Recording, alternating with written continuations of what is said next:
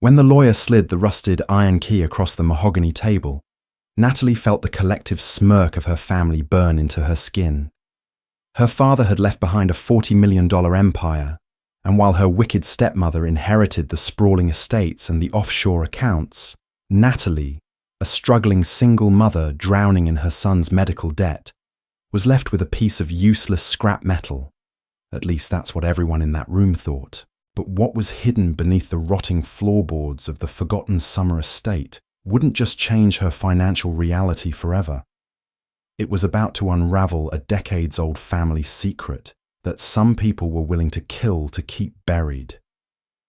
The rain lashed relentlessly against the floor-to-ceiling windows of Mitchell and Associates, a high-powered law firm that smelled of polished leather, expensive cologne, and old money. Natalie sat rigidly in a wing-back chair that felt far too large for her, her hands tightly gripping the worn handles of her imitation leather purse. She was acutely aware of her damp trench coat, the scuff marks on her sensible work shoes, and the exhaustion pooling in dark circles beneath her eyes. Across the expansive mahogany conference table sat her stepmother, Pamela. Pamela was a vision of calculated mourning, draped in a tailored black designer suit, a subtle diamond tennis bracelet catching the muted light of the chandelier. Next to Pamela lounged Bradley, Natalie's half-brother, who was busy scrolling through his phone, looking entirely bored by the prospect of inheriting a fortune. Natalie hadn't spoken to her father, William, in 5 years. Their relationship had fractured irreparably when she chose to keep her son, Noah, and raise him on her own, a decision William deemed a social embarrassment to their elite circles.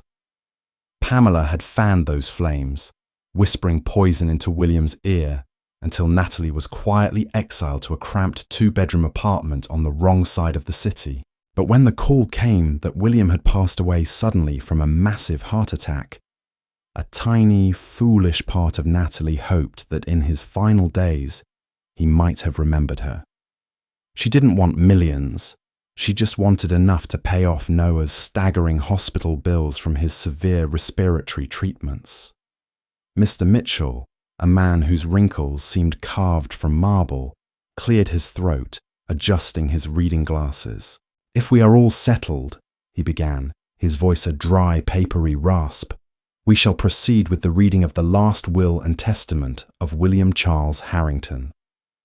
For the next 45 minutes, Natalie listened as the empire was carved up and served on silver platters. The tech startup shares went to Bradley. The penthouse in the city went to Pamela. The sprawling vineyard, the luxury vehicles, the offshore trusts, all meticulously divided between the two people who had spent the last decade waiting for William's heart to finally give out. Natalie's chest tightened. Noah's inhalers cost $200 a month. The specialist wanted another $5,000 for the upcoming tests.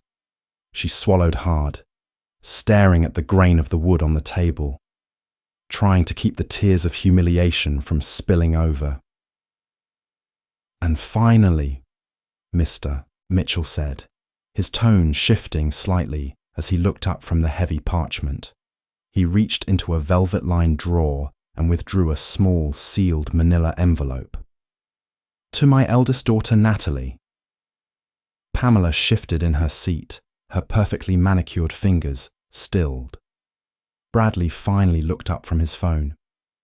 "To Natalie," Mr. Mitchell read, his voice devoid of emotion. "I leave the sum total of my regret and the key to the foundation of this family. May she find what she has always been looking for." Mr. Mitchell slid the envelope across the polished wood. It stopped mere inches from Natalie's trembling fingers. Bradley let out a short, cruel bark of laughter. "A key? What? Did the old man leave you a storage locker full of old coats?" Pamela offered a sympathetic smile that didn't reach her cold, calculating eyes. "William always had a flair for the dramatic, sweetheart. I'm sure it's just a sentimental keepsake. Perhaps to his old diary." Natalie ignored them. Her hands shook as she tore open the flap of the envelope. Inside was no check, no deed, no bank routing number. Instead, a heavy, cold object dropped into her palm. It was a key, but not a modern one. It was wrought iron, at least 6 inches long, heavy, and speckled with orange rust. Its teeth were complex and jagged, resembling something that belonged to a medieval fortress rather than a modern estate. Along with the key was a single piece of heavy cardstock. On it, written in her father's jagged, sprawling handwriting, was a short message. "The roots hold the tree, Natalie. Go to the place where you broke your arm. Look beneath the surface." "Well?" Pamela pressed, leaning forward, a sudden sharp curiosity breaking her facade of indifference. "What does it say?" Natalie quickly folded the card and shoved it, along with the heavy key, deep into her coat pocket.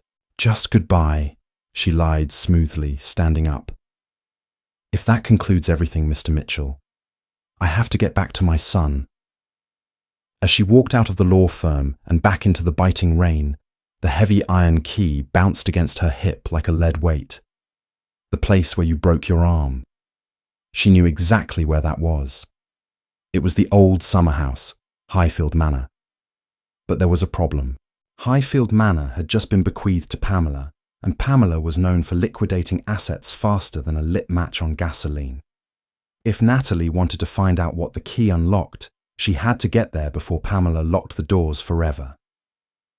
The drive to Highfield Manor took 3 hours, winding through slick, rain-slicked coastal roads. The estate sat on a dramatic cliffside, a monolithic structure of grey stone and ivy that looked more like a Gothic asylum than a family retreat. Natalie parked her battered 10-year-old sedan next to a fleet of sleek black luxury SUVs. Her heart sank. Pamela hadn't wasted a single minute. As Natalie walked up the sweeping gravel driveway, the front doors of the manor were propped wide open. Men in matching grey uniforms were carrying out antique chairs, rolled-up Persian rugs and marble busts, loading them into a massive moving truck. Pamela was liquidating the estate immediately. Natalie slipped inside, the familiar scent of lemon polish and old books hitting her like a physical blow. The grand foyer, once a place of childhood games, was now stripped bare, echoing with the sharp commands of an auction house appraiser. "Careful with that vase, it's Ming Dynasty!" A shrill voice echoed from the drawing room. Pamela marched out, holding an iPad and a steaming cup of coffee. She stopped dead in her tracks when she saw Natalie standing by the grand staircase, dripping rainwater onto the hardwood floor. "Natalie," Pamela sighed, pinching the bridge of her nose as if a headache had just manifested in the room. "What on earth are you doing here? I thought we concluded our business this morning." "I just came to say goodbye to the house," Natalie said, keeping her voice even, though her pulse was hammering in her throat. "I have a lot of memories here." Pamela let out a dry, condescending chuckle. "Memories don't pay the property taxes, darling. The estate has already been sold to a developer. They're tearing it down next month to build luxury condos. I'm just clearing out the salvageable assets." Pamela took a sip of her coffee, her eyes raking over Natalie's damp clothes. "Look, if you want a memento, take one of the brass lamps from the guest wing. Consider it a parting gift." "Thank you, Pamela. I'll just take a quick walk around." "Be quick about it," Pamela snapped, turning her attention back to the movers.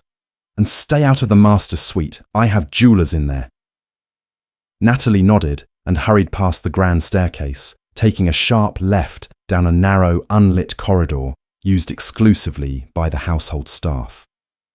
Her hand instinctively drifted to her pocket, her fingers tracing the cold iron of the rusted key.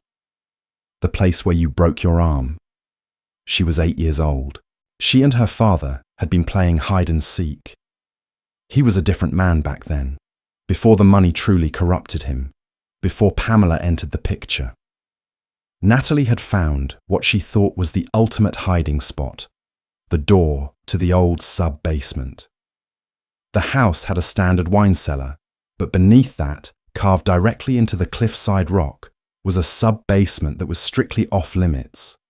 She had tripped on the uneven stone steps in the dark, tumbling down and fracturing her wrist. Her father had been frantic, carrying her to the car, and the door to the sub-basement was permanently padlocked the very next day. Natalie reached the door to the standard basement. It was unlocked. She slipped inside, switching on her phone's flashlight. The air immediately grew cold and damp, smelling of earth and aging timber. She descended the wooden stairs into the wine cellar. Most of the expensive bottles had already been packed away by Pamela's crew, leaving the dusty wooden racks looking like hollow ribs. Natalie walked to the very back of the cellar, moving past the empty racks, until she reached a solid stone wall. But she knew the layout. She remembered the hidden alcove. She pushed aside a heavy moth-eaten tapestry that hung in the corner, coughing as a cloud of ancient dust bloomed into the air. Behind the tapestry was a thick, heavy oak door, reinforced with iron bands. It looked like the entrance to a dungeon. And right in the center of the door, built straight into the wood, was a massive, rusted keyhole. Natalie's breath hitched. She pulled the heavy iron key from her pocket. It felt electric in her hand. She slid the key into the hole. It fit perfectly, but it wouldn't turn. The lock was seized with decades of rust and disuse. "Come on," she whispered, gripping the cold iron with both hands. She thought of Noah, lying in his hospital bed, struggling for breath. She thought of Pamela's smug face. She channeled every ounce of her frustration, fear, and anger into her hands, twisting with all her might. With a loud, grinding crack that echoed terribly in the empty cellar, the internal tumblers gave way. The lock disengaged. Natalie pushed against the heavy oak. It protested loudly, groaning on its rusted hinges, but it slowly swung inward, revealing a pitch-black void. The air that rushed out was freezing and smelled metallic, like copper and old paper. She raised her phone flashlight and stepped into the dark. The beam of Natalie's flashlight pierced the gloom, sweeping across a space that defied all logic. This wasn't a dusty storage room or a root cellar. It was a massive subterranean vault, lined with reinforced concrete. The temperature here was meticulously controlled, significantly cooler and drier than the wine cellar above. As her eyes adjusted to the dim light, the scale of what her father had hidden away began to take shape, and her heart slammed against her ribs in a frantic rhythm. The room was vast. In the center sat a large, custom-built mahogany desk. But it was what surrounded the desk that made Natalie drop her purse onto the floor in sheer disbelief. Stacked against the far wall were rows upon rows of heavy-duty, military-grade storage crates. Some of the lids had been left ajar, and as Natalie shined her light over them, the yellow beam caught the unmistakable dull gleam of gold. They weren't just coins. They were neatly stacked, stamped gold bars. Dozens of them. Maybe hundreds. Millions of dollars in untraceable physical wealth that Pamela and her ruthless lawyers knew absolutely nothing about. Natalie stumbled backward, her hand flying to her mouth to stifle a gasp. "Dad, what did you do?" she whispered into the silence. But the gold was only half the story. She cautiously approached the heavy mahogany desk in the center of the room. On top of it sat an antique banker's lamp, which, to her shock, clicked on when she pulled the brass chain, casting a warm green glow over the desk's surface. Resting in the center of the desk was a leather-bound ledger, thick and worn with age. Next to it was a small velvet jewelry box and a loaded silver-plated revolver. Natalie's hands trembled as she reached for the ledger. She flipped it open.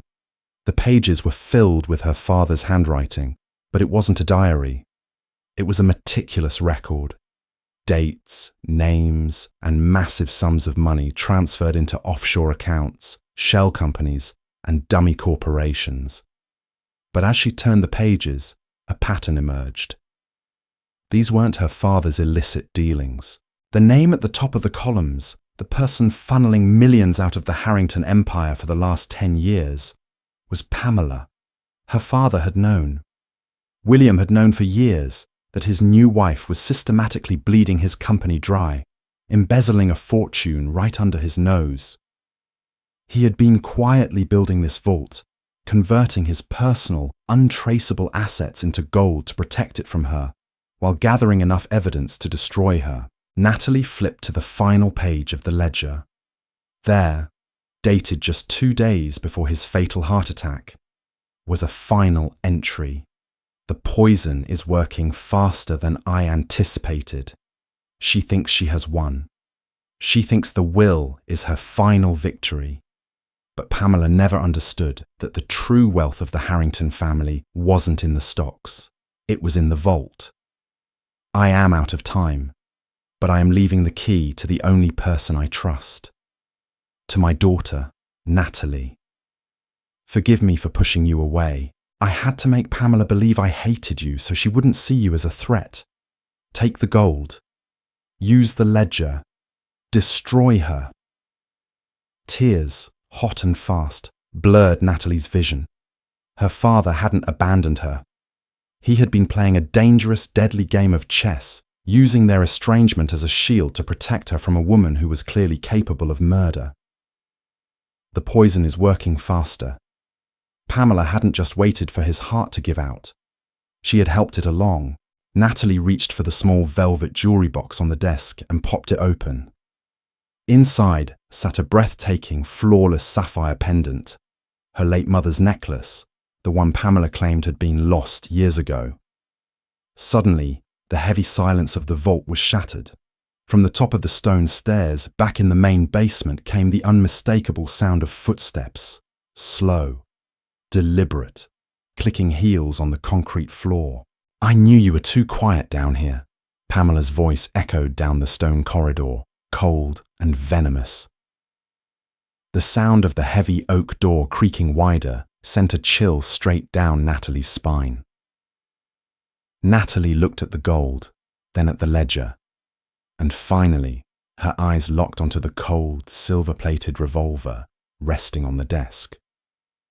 "Natalie, darling," Pamela called out, her shadow now stretching into the vault. "What exactly have you found?" The heavy oak door protested with a guttural creak, swinging just wide enough to cast a long, distorted shadow across the concrete floor of the vault. Pamela stepped into the subterranean chill, her designer heels clicking rhythmically against the stone. She stopped abruptly. The condescending sneer she had worn upstairs vanished, replaced by a mask of absolute, unadulterated shock. For a long moment, the only sound in the room was the low hum of the climate control vents.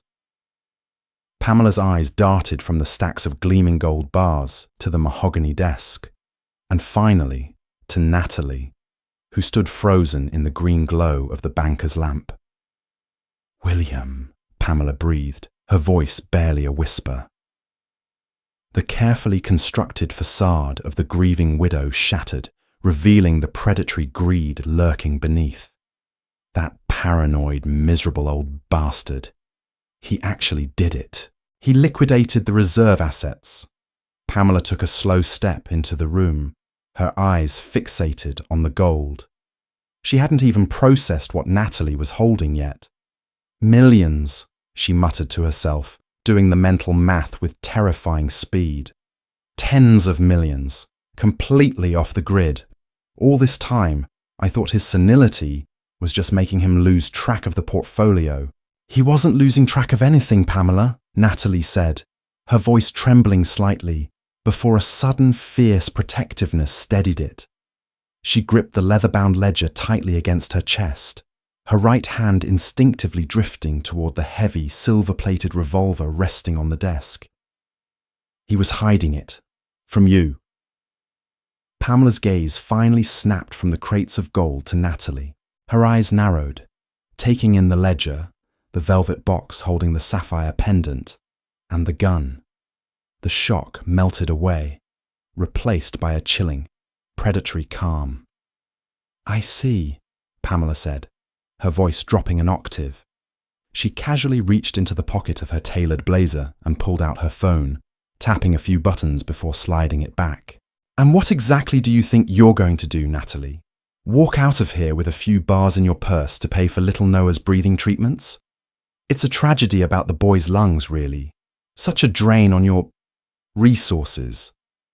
"I know what you did," Natalie said, ignoring the barb. She tapped the leather cover of the ledger. "I have the account numbers, the shell companies, Meridian Apex Trust in the Caymans. I know you've been siphoning the company's capital for a decade, but that wasn't enough, was it? You couldn't wait for the heart disease to finish him." Pamela let out a sharp, genuine laugh. It echoed terribly off the concrete walls. "Oh, please, don't play the grieving daughter now. You hated him just as much as I did. He cut you off without a second thought the moment you decided to keep that sickly child instead of marrying the investment banker he picked out for you. He made mistakes," Natalie shot back, her fingers brushing the cold steel of the revolver. "But he figured you out. The poison is working faster than I anticipated. That's his final entry, Pamela. You murdered him." Pamela sighed, examining her immaculate fingernails. "Digitalis, darling. Synthesized and refined. Sourced through a very discreet contact in Eastern Europe. It mimics a massive myocardial infarction perfectly. Even the best coroners just see an overworked, overweight 65-year-old man whose heart finally surrendered. Proving it? Impossible. Especially since his body is scheduled for cremation tomorrow morning." Natalie's blood ran cold. The cremation. Once his body was ashes, any trace of the toxin would be gone forever. Pamela had thought of everything. "You see, Natalie, you're out of your depth," Pamela continued, taking another step forward. The heavy thud of boots suddenly echoed down the stone stairs behind her. A massive man in a dark suit, one of the private security contractors Pamela had hired for the move, stepped into the doorway, blocking the only exit. He had a brutal, flattened nose and cold, dead eyes. "Trenton," Pamela said without looking back, "it seems my stepdaughter has been snooping where she doesn't belong. Close the door behind you." "Yes, ma'am," Trenton grunted. "Put the book down, Natalie," Pamela ordered, the silkiness gone from her voice. "Leave the jewelry. You can walk out of here, get in your pathetic little car, and go back to your miserable life. Say a word of this to anyone, and Trenton will pay a visit to the pediatric ICU. I hear those ventilator tubes are terribly fragile. It would be a shame if one got accidentally disconnected in the middle of the night." A primal, blinding rage ignited in Natalie's chest. The threat against Noah was the spark that burned away the last remnants of her fear. She wasn't the intimidated, exiled daughter anymore. She was a mother fighting for her son's life. Natalie didn't put the book down. Instead, her hand darted out and snatched the silver-plated revolver off the desk. It was incredibly heavy, but she leveled it directly at Pamela's chest. Pamela froze, her eyes widening marginally. Trenton reached inside his jacket, his stance widening. "Ah, Natalie warned, pulling back the hammer with her thumb. The sharp click echoed loudly. "I don't know if this thing is loaded, but my father wasn't the type to leave an empty gun in a room full of gold. Do you want to test those odds, Trenton?" "She won't shoot," Pamela hissed, though she took a half step backward. "You don't have the stomach for it, Natalie. You're soft." "For myself?" "Maybe," Natalie said, her voice dropping to a deadly whisper. "For Noah. I'll put a bullet right between your eyes and sleep like a baby tonight." But Natalie knew she couldn't shoot them. Even if she killed them both, she'd go to prison for murder, and Noah would be put in the foster system. She needed a distraction. She needed to get out. Her eyes darted to the ceiling. The climate control unit was massive, feeding directly into a large electrical junction box mounted on the concrete wall behind Pamela. Natalie shifted her aim upward and pulled the trigger. The roar of the revolver in the enclosed concrete space was deafening. The recoil snapped her wrist back painfully, but the bullet hit its mark. It smashed into the electrical junction box. A shower of blinding blue sparks rained down, and with a loud, popping explosion, the vault was instantly plunged into pitch darkness. "Grab her!" Pamela shrieked in the dark. Natalie moved purely on instinct. She shoved the heavy leather ledger and the jewelry box into her large tote bag, scooped up 2 heavy bars of gold from the nearest open crate, and threw them blindly toward the doorway. One of the heavy gold bars caught Trenton squarely in the kneecap. The giant man let out a roar of agony and went down hard, crashing into Pamela. Natalie lunged to the side, hugging the cold concrete wall, slipping past the thrashing bodies in the doorway. She scrambled up the wooden stairs of the wine cellar, her lungs burning, the smell of ozone and gunpowder thick in her nose. She reached the top, grabbed the heavy oak door, and slammed it shut with all her might. She shoved the rusted iron key into the lock and twisted. The heavy tumblers ground into place with a satisfying clack. Muffled shouting and the sound of heavy fists pounding against the reinforced oak echoed from below. They were trapped. The vault was a fortress, built to keep people out, but it was just as effective at keeping people in. It would take Pamela's moving crew hours to break through that door, if they could even hear her screaming from the sub-basement. Natalie didn't wait to find out. She sprinted through the darkened staff corridors of Highfield Manor, clutching her bag to her chest, and bolted out into the freezing rain. The drive back to the city was a blur of adrenaline, rain-slicked asphalt, and sheer panic. Natalie kept checking her rearview mirror, terrified that a pair of headlights would suddenly aggressively tailgate her. But the road remained empty. Her first call was to the hospital. "Pediatric ICU. This is Brenner," the familiar, warm voice of the night nurse answered. "Brenner, it's Natalie Harrington, Noah's mum." Natalie gripped the steering wheel so hard her knuckles were white. "Listen to me very carefully. I need you to transfer Noah to a secure room immediately. List him under an alias. John Doe, Baby Smith, I don't care. Restrict all visitor access. Absolutely no one but you and his primary doctor are allowed near him." "Natalie, honey, what's going on?" Brenner asked, her professional tone shifting to alarm. "Are you in trouble?" "Yes," Natalie choked out. "Just please, do it. I'll explain when I can. If anyone comes looking for him, anyone, especially a woman named Pamela or a man named Trenton, call hospital security and the police instantly." "Done. He's safe here, Natalie. I'll move him right now," Brenner promised. Natalie disconnected the call, her chest heaving. Noah was temporarily safe, but Pamela would eventually find her way out of that vault. When she did, all hell would break loose. Natalie needed an ally. She couldn't go to the local police. Highfield Manor was in the jurisdiction of Chief Inspector Wallace, a man who regularly attended Pamela's lavish charity galas and had a penchant for expensive, untraceable gifts. At a dimly lit rest stop, Natalie pulled over and turned on her car's dome light. She pulled the heavy leather ledger from her bag. It felt like she was holding a bomb. She flipped past the damning accounts of Pamela's embezzlement and the chilling final entry, searching for something, anything that could help her. Tucked into the very back cover, wedged tightly into the leather binding, was a crisp, cream-coloured business card.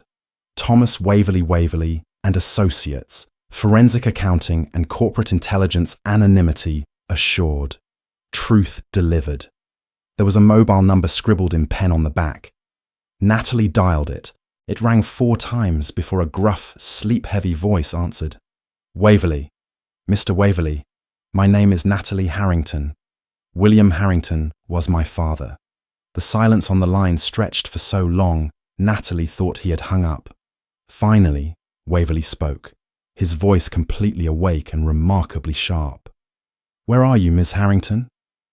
A rest stop on Interstate 95. I have my father's ledger, the one from the sub-basement. A sharp exhale of breath came through the speaker. He told me he was leaving the key to you. I warned him he was out of time. Listen to me, Natalie. Do not go to your apartment. Do not go to the police.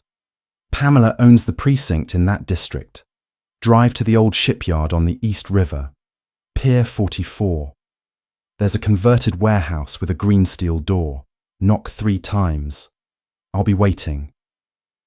2 hours later, Natalie stood shivering inside a sprawling industrial loft that looked more like a hacker's paradise than an accounting firm. Massive servers hummed in the corners, and whiteboards covered in complex financial flowcharts lined the brick walls. Thomas Waverley poured her a mug of black coffee. He was in his late 50s, wearing rumpled slacks, a faded cardigan, and thick, wire-rimmed glasses. He looked like a tired college professor, but his eyes were sharp and calculating. Your father was a brilliant man, but his blind spot for Pamela cost him everything, Waverley said, taking the ledger from the table and flipping through the pages with clinical precision.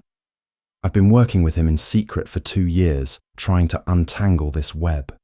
She didn't just embezzle. She built an entirely separate corporate empire using his capital. He wrote that she poisoned him, Natalie said, wrapping her freezing hands around the hot mug. Digitalis. He said the cremation tomorrow will destroy the evidence. Waverley paused, his finger resting on the final entry. He looked up at Natalie, his expression grim. Digitalis is an elegant choice for a murderer. It causes the heart muscle to contract forcefully and rapidly until it simply gives out. By tomorrow noon, his body will be ash, and Pamela will inherit the legal, public-facing remnants of the estate free and clear. Then we have to stop the cremation, Natalie insisted. We have to go to the FBI. On what grounds? Waverley challenged softly. A handwritten note from a man who was known to be estranged from his family. Pamela's lawyers will spin this as the paranoid delusions of a dying man, or worse, a forgery created by a bitter, disinherited daughter. And the ledger? It points to offshore accounts in the Caymans, Meridian Apex Trust, managed by Donovan Finch. Finch is notorious. He won't roll over for an FBI subpoena without a war that will take years. By the time they get a warrant, the money will be moved to a crypto wallet in non-extradition territory. So, what do we do? Just let her get away with murder, Natalie demanded, the frustration boiling over. She threatened my son, Thomas. She has a man named Trenton who is probably looking for Noah right now. Waverley's eyes darkened. If Trenton is involved, we are out of time. Trenton is a cleaner. He doesn't make threats he doesn't intend to keep. If we want to take Pamela down, we don't need a lengthy FBI investigation. We need to force her hand publicly. We need to trap her. Waverley walked over to his primary computer monitor, his fingers flying across the keyboard. Lines of code and banking interfaces filled the screen. I have backdoor access to the holding company Pamela uses to communicate with Donovan Finch, Waverley explained. Your father and I set it up last month. We couldn't take the money back, but we could monitor it. What we need is leverage. We need to freeze her assets and make her desperate. How? I'm going to initiate a hostile lockdown on the Meridian Apex Trust accounts using your father's executive override codes. Codes she doesn't know exist. The moment she realizes the money is frozen, she's going to panic. But we still need the physical proof of the poison to put her away for murder before the cremation. Natalie pulled the 2 heavy gold bars from her tote bag and slammed them onto the metal desk. The dull thud echoed in the loft. Can we use these? Waverley stared at the gold, a slow, dangerous smile spreading across his face. Oh, we can use those. We are going to buy a very specific piece of information. But first, you need to make sure your boy is secure. Because when Pamela realizes she's locked out of her own stolen fortune, she won't just send Trenton to scare you. She'll send him to end you. Natalie's phone buzzed violently on the desk. The caller ID flashed. Hospital, Brenner. Natalie snatched it up. Brenner? Natalie! Brenner's voice was a terrified, panicked whisper. In the background, Natalie could hear the distinct sound of glass shattering and a heavy alarm blaring. They're here. 2 men in suits. They bypassed security. They're asking for Noah. Brenner, listen to me. Lock the ward doors. Natalie screamed into the phone, her heart dropping into her stomach. I hid him in the sterile supply closet on the surgical floor, Brenner stammered, crying softly. I told them he was transferred out, but they're tearing the ICU apart. Oh God. One of them is coming toward the nurses' station. The line went dead with a sharp click. Thomas, they're at the hospital. Natalie gasped, shoving the phone into her pocket and grabbing the silver-plated revolver off the desk. I have to go. I'm coming with you, Waverley said, grabbing a heavy tactical flashlight and a set of car keys. My car is armoured. We can make it across town in 15 minutes. I'm executing the account freeze now. Pamela is about to have a very bad night. He slammed his palm down on the enter key. The drive to St. Jude's Medical Centre was a nightmare of running red lights and swerving through midnight traffic. Natalie loaded the heavy revolver, her hands surprisingly steady. She had spent 5 years terrified of every cough, every wheeze Noah made. She was done being terrified. They skidded to a halt near the loading docks at the back of the hospital. Wait here, Natalie told Waverley. Keep the engine running. Natalie, you can't just walk in there. I know this hospital better than my own apartment, she interrupted, her eyes fierce. I know the blind spots. I know the maintenance shafts. I'll get him. She slipped through the emergency exit doors near the laundry facility. The hospital felt entirely different at night. The usual bustling energy was replaced by an eerie, sterile silence, broken only by the hum of fluorescent lights and distant paging systems. She took the service elevator to the 4th floor, the surgical wing. As the doors opened, she heard it. The heavy, unmistakable tread of boots on linoleum. Natalie crept down the hallway, keeping low behind the heavy supply carts. The 4th floor was mostly empty at this hour, waiting for the morning rotation of elective surgeries. Up ahead, near the central nurses' station, stood Trenton. He was aggressively gripping the collar of a terrified young resident, pinning him against the wall. I'm going to ask you one more time, kid, Trenton growled, his flattened nose twitching. Where is the Harrington boy? I don't know. I swear the ICU transferred him. I don't have the charts, the resident sobbed. Natalie needed to draw him away from the supply closets. She looked around frantically and spotted a heavy oxygen cylinder resting on a wheeled dolly near a patient room. She unhooked the safety chain, tipped the heavy metal tank sideways, and sent it rolling violently down the adjacent, perpendicular hallway. The tank crashed into a linen cart with a deafening bang, knocking over a tray of stainless steel surgical instruments that clattered loudly across the floor. Trenton dropped the resident instantly. He pulled a silenced pistol from his jacket and moved toward the noise with terrifying speed, turning the corner. Natalie didn't hesitate. She sprinted in the opposite direction, toward the sterile supply closets at the end of the hall. She tried the handle on the 3rd door. Locked. Brenner? She whispered fiercely, tapping on the frosted glass. Brenner, it's me. Open the door. A second later, the lock clicked. Brenner, pale and trembling, pulled Natalie inside. The closet was cramped, smelling sharply of bleach and iodine. In the center, sitting on a pile of folded hospital gowns, was 7-year-old Noah. He was holding his portable oxygen concentrator, his eyes wide with fear beneath his mop of curly brown hair. Mommy, he whispered, his breathing raspy. I'm here, baby. Natalie choked back a sob, scooping him into her arms. I'm right here. We're going to play a game, okay? We have to be as quiet as mice. Can you do that for me? Noah nodded bravely, burying his face into her shoulder. "We have to go to the loading docks," Natalie whispered to Brenner. "Take the back stairwell, go down to the sub-basement laundry, and out through the bay." They slipped out of the closet just as a booming voice echoed down the hall. "Well, well, a family reunion." Natalie spun around. Standing 30 feet away was Trenton, his silenced pistol raised, pointing directly at them. He hadn't been fooled by the distraction for long. "Put the kid down, Miss Harrington," Trenton said, advancing slowly. "Pamela wants a word with you." "Stay behind me, Brenner," Natalie commanded.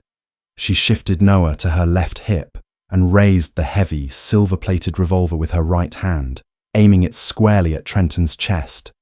"Take one more step, Trenton. I dare you." Trenton laughed, a low, grating sound. "You're a mom in sensible shoes. You don't have it in you."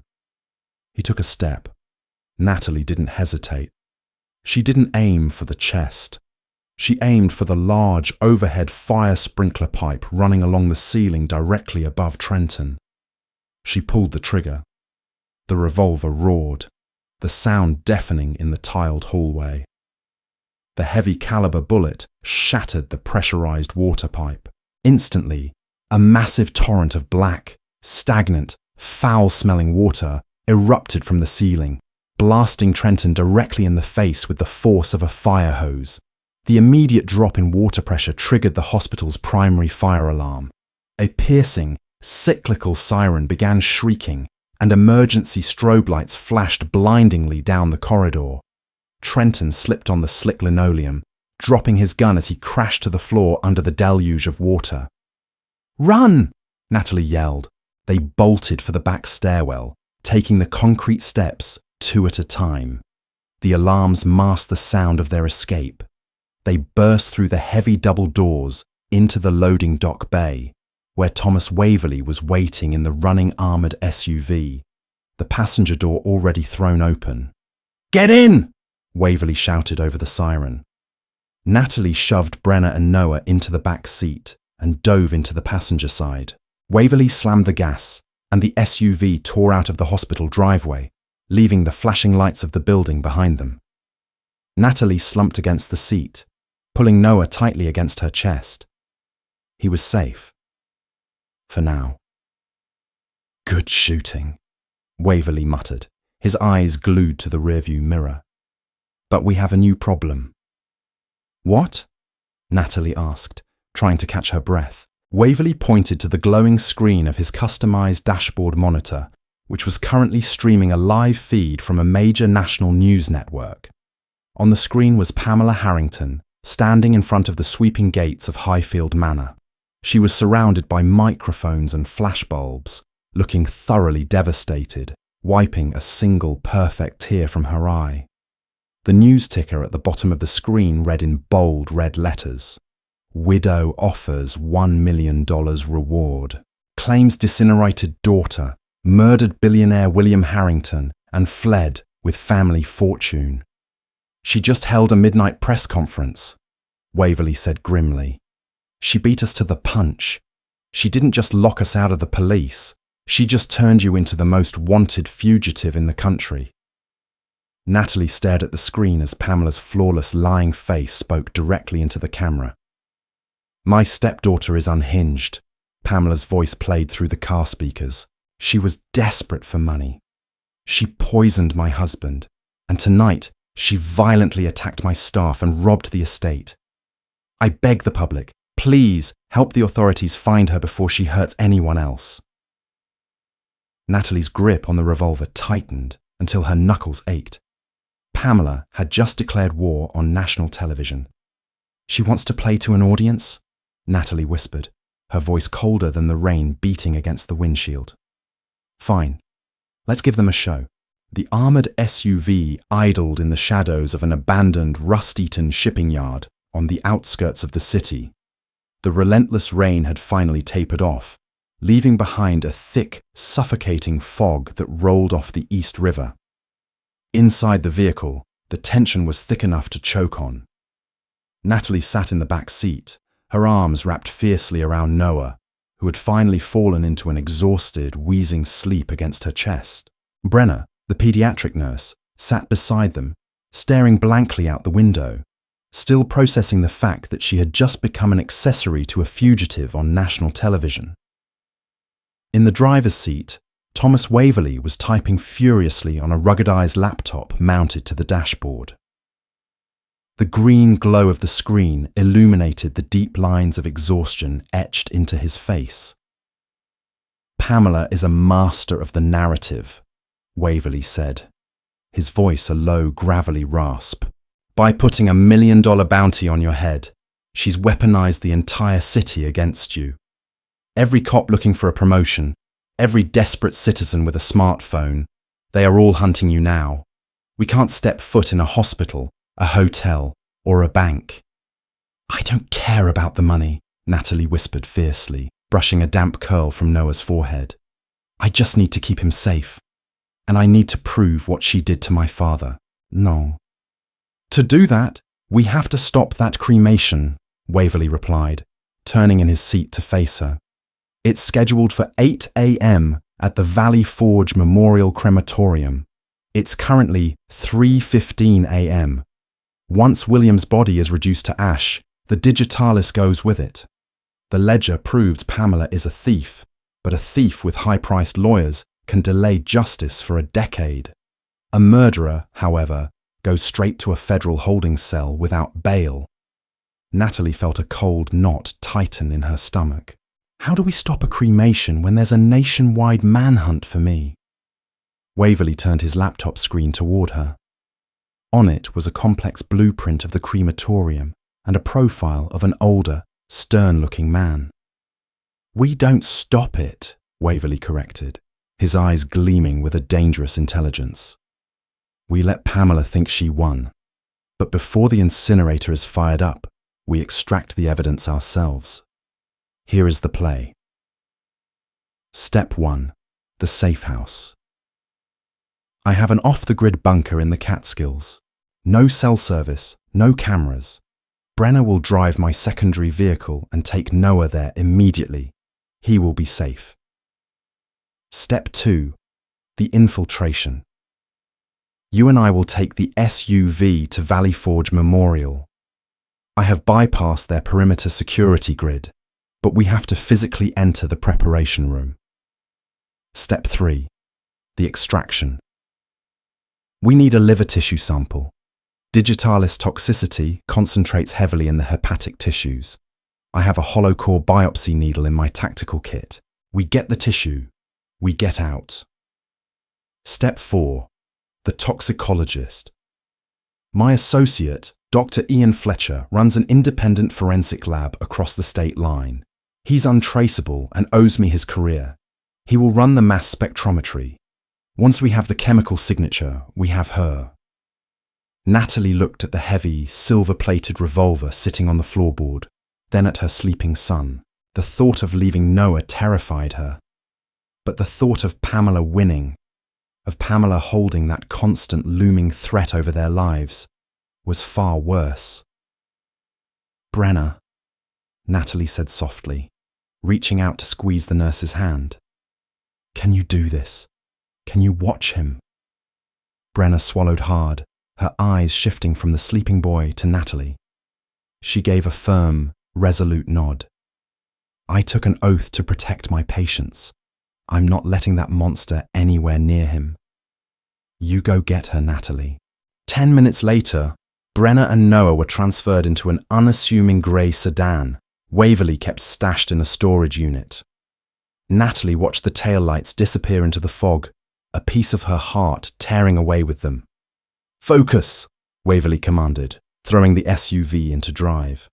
"Pamela will have guards at the crematorium. She knows the body is the loose end. It's time to go on the offensive."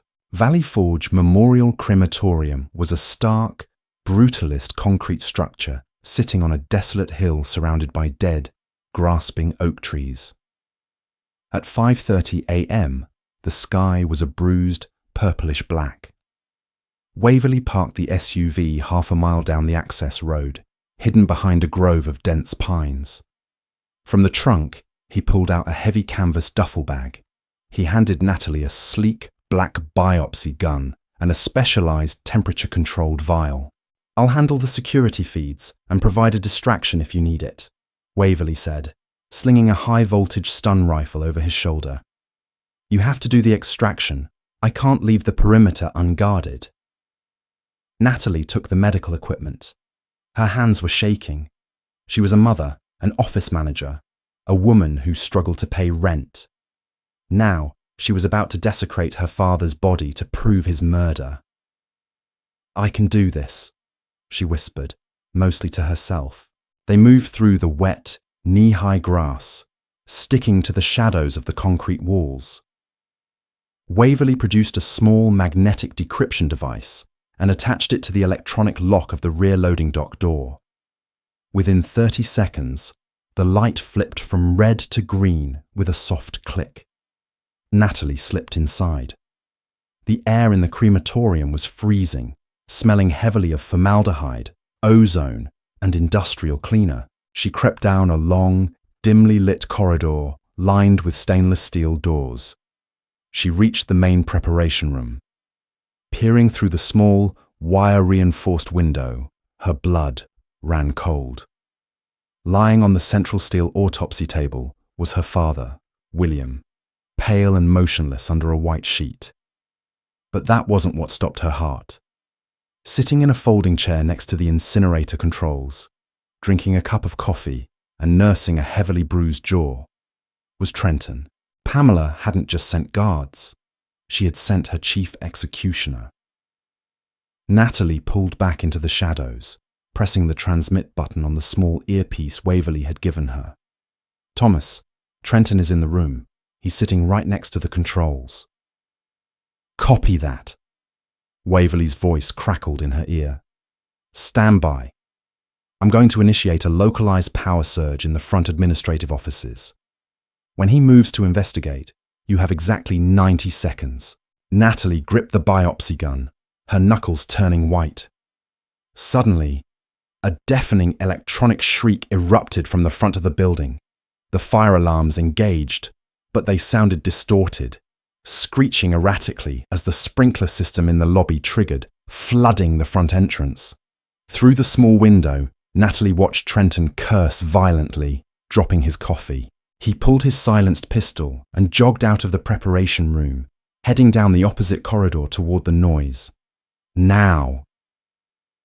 Natalie pushed through the swinging doors. She rushed to the steel table, her breath hitching as she looked down at her father's face.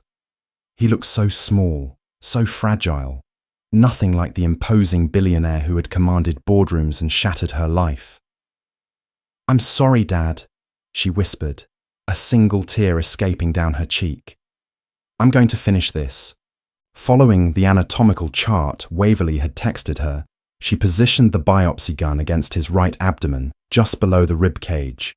She closed her eyes, gritted her teeth, and pressed the heavy trigger mechanism. The device clicked loudly, driving the hollow needle deep into the tissue and retracting in a fraction of a second. She rapidly pulled the core sample and ejected it into the temperature-controlled vial, sealing the lid tight. She had it. The proof. She turned to run, but the swinging doors of the preparation room burst open. Trenton stood in the doorway, soaked from the lobby sprinklers, his eyes burning with a homicidal fury. He hadn't gone all the way to the front. He had doubled back. "You just don't know when to die, do you?" Trenton growled, raising the silenced pistol. Natalie didn't have her revolver. She had left it in the car for better mobility. She was trapped in a room made of stainless steel with no cover. "Drop the vial, Natalie," Trenton commanded, stepping fully into the room. "And kick it over here. Pamela told me to make it look like you broke in, got caught in the incinerator, and burned. A tragic, poetic end for a fugitive." Natalie's mind raced. Behind her was the massive industrial incinerator door. To her left, a tray of surgical tools. She backed up slowly, clutching the vial to her chest. "You don't have to do this, Trenton," she said, her voice projecting a confidence she absolutely did not feel. "Pamela's accounts are frozen. The Cayman trusts are locked down. She can't pay you. Trenton laughed. Nice try. I checked my retainer an hour ago. Now, drop it. Suddenly, the heavy metal grate above Trenton's head, the industrial ventilation shaft, was kicked entirely out of the wall. Thomas Waverley dropped from the ceiling like a stone, landing directly behind the giant man. Before Trenton could turn, Waverley jammed the twin prongs of the high-voltage stun rifle directly into the base of Trenton's neck and pulled the trigger. 50,000 volts of electricity surged through the assassin's body. Trenton seized violently, his pistol clattering to the floor before he collapsed backward like a felled redwood, hitting the cold tiles with a massive thud. Waverley stood over him, panting heavily, adjusting his wire-rimmed glasses. I told you I had the perimeter, he breathed. Do you have the sample? Natalie held up the vial, her hands shaking uncontrollably now that the adrenaline was crashing. I have it. Then let's go. Dr. Fletcher is waiting. The Federal Bureau of Investigation field office was a towering fortress of glass and steel in the center of the financial district. At 2 p.m., the lobby was a hive of activity, buzzing with suits and security personnel. Pamela Harrington sat in a plush private conference room on the top floor, flanked by 3 of the most expensive defense attorneys in the country. She was dressed in immaculate mourning black, looking every bit the tragic wealthy widow. Special Agent Kessler, a veteran investigator with sharp eyes and a no-nonsense demeanor, sat across from her. Mrs. Harrington, we appreciate you coming in, Kessler said, reviewing a file. We understand this is a difficult time, especially with the nationwide alert for your stepdaughter. Pamela dabbed her dry eyes with a silk handkerchief. Natalie has always been unstable, Agent Kessler. But to murder my husband, to steal his private reserves, it's unthinkable. I just want her found before she hurts her poor, sickly son. We are tracking several leads, Kessler nodded. But there is a new development. A piece of evidence was surrendered to this office less than an hour ago that drastically alters the trajectory of this investigation. Pamela's attorneys shifted uncomfortably. What evidence? The lead lawyer asked sharply. Our client has been entirely cooperative. The heavy oak door to the conference room opened. Pamela's breath caught in her throat, her perfectly manicured hands gripping the edge of the mahogany table. Walking into the room, flanked by 2 armed federal marshals, was Natalie. She looked exhausted, her clothes rumpled, but her chin was held high, and she wasn't in handcuffs. Natalie, Pamela whispered, the mask slipping for a fraction of a second before she recovered. Agent Kessler, arrest her. This is the woman who murdered my husband. Agent Kessler didn't move. He opened a thick manila folder on his desk. Actually, Mrs. Harrington, Ms. Harrington is here under federal protection, Kessler stated flatly. She came to us this morning with a leather ledger detailing over $80 million in embezzled corporate funds, funds that trace directly back to shell companies bearing your signature. That is a forgery, Pamela snapped, her voice rising an octave. My husband was senile. Natalie fabricated that book to steal my inheritance. Perhaps, Kessler conceded smoothly, but she also brought us a certified toxicological report from an independent lab alongside a chain of custody tissue sample taken from William Harrington's body this morning. Pamela's face drained of all colour. It became a terrifying waxy white. The body was cremated at 8 o'clock. The cremation was delayed by a federal injunction at 7:15, Kessler corrected. The tox screen came back positive for massive, lethal levels of refined digitalis. Your husband wasn't senile, Mrs. Harrington. He was murdered. This is absurd, Pamela's lead attorney shouted, standing up. You have no proof tying my client to any poison. A ledger is circumstantial. This interview is over. Sit down, counselor, Kessler ordered, his voice cracking like a whip. Because 10 minutes ago, the FBI Cyber Division gained access to the Meridian Apex Trust in the Caymans. It seems someone initiated a hostile lockdown on those accounts using William Harrington's executive override codes. When the accounts froze, the panic triggered an automated distress signal directly to the bank manager. A signal that was sent from Mrs. Harrington's personal encrypted cell phone. Pamela stared at Kessler, her jaw locked, her eyes darting frantically around the room as the walls of her empire collapsed in real time. She turned her venomous gaze toward Natalie. "You," Pamela hissed, the sound pure, unfiltered malice. "You pathetic, miserable little rat. You think you've won. I will drag this out in court for 20 years. I will bleed the estate dry in legal fees until you have nothing left." Natalie stepped forward, placing her hands on the table, leaning directly into Pamela's space. She wasn't afraid anymore. The monster was just a woman in a tailored suit. "No, Pamela, you won't," Natalie said, her voice deadly calm. "Because you forgot the most important part of my father's will. He left me the sum total of his regret. He didn't just hide the gold in that vault to protect it from you. He hid it to protect me." Natalie pulled the heavy, rusted iron key from her pocket and dropped it onto the polished table. It landed with a heavy, final thud. The gold in that vault, the 60 million in untraceable physical assets, was purchased under a blind trust in my name 5 years ago, Natalie revealed, watching the absolute horror dawn in Pamela's eyes. It was never part of the estate. It was never subject to probate. It was legally mine the moment he bought it.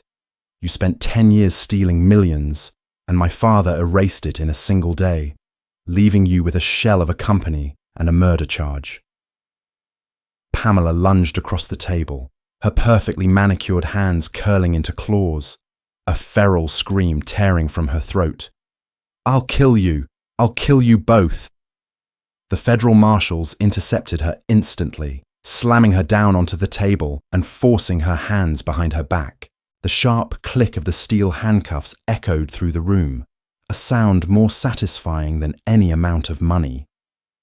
"Pamela Harrington," Agent Kessler said, standing up and straightening his tie. "You are under arrest for the murder of William Harrington, corporate espionage, wire fraud, and the attempted murder of a federal witness. Take her out of here." Natalie watched as her stepmother, screaming and thrashing, was dragged out of the conference room and down the glass-lined hallway. The nightmare was finally over. 2 weeks later, the sun shone brightly over the private gardens of a world-renowned pediatric respiratory center in Switzerland. Natalie sat on a stone bench, watching Noah run across the manicured lawn, laughing as he chased a butterfly. His breathing was clear, his cheeks flushed with healthy color. The revolutionary, multi-million-dollar treatment had been fully funded, paid for in solid gold. Thomas Waverley sat next to her, sipping a cup of Earl Grey tea, looking entirely out of place in a linen vacation suit. "The FBI finalized the asset seizure," Waverley noted, looking over the rim of his glasses. "Pamela's lawyers are currently trying to negotiate a plea deal to avoid the death penalty. Trenton flipped on her the moment he woke up in federal custody." "And the estate?" Natalie asked, keeping her eyes on Noah. "Liquidated," Waverley smiled. "The legal portion of the Harrington empire was divided among the shareholders. But the vault, well, the contents of the vault remain exactly where they belong, with the sole rightful heir." Natalie reached into her pocket, her fingers brushing against the cold, heavy iron of the rusted key. Her father had been a flawed, complex man who had made terrible mistakes. But in the end, he had waged a silent, solitary war to secure her future. He had left her a fortune, yes, but more importantly, he had left her the strength to fight back. She wasn't just a struggling single mother anymore. She was the architect of her own destiny, and no one would ever lock her out again. What an absolutely explosive finale. Natalie's journey from a desperate, overlooked single mother to a fearless mastermind who outsmarted a billionaire murderer is nothing short of legendary. By risking everything to expose Pamela's deadly web of lies, Natalie not only secured her family's hidden fortune, but saved her son's life in the process, proving that a mother's fierce love is the ultimate weapon against greed. The twists, the tension, and that satisfying takedown of Pamela showed us that justice always finds a way to the surface.